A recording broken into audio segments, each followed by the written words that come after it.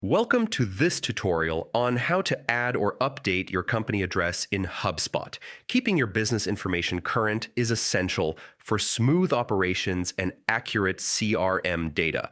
Whether you're setting up HubSpot for the first time or updating an existing account, this guide will walk you through the process step by step.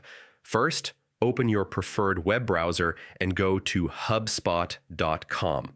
You can also simply search for HubSpot if that's easier. Once you're on the homepage, click the Login button and enter your credentials to access your account. After logging in, look to the main toolbar and click the Settings icon, which is represented by a small gear. This will take you into HubSpot's Settings area. From here, navigate to the left sidebar and select Account Defaults. This is where you'll manage essential business information, including your company address. Inside Account Defaults, you'll see a field for the company address. Enter your current business location or update the existing details if something has changed.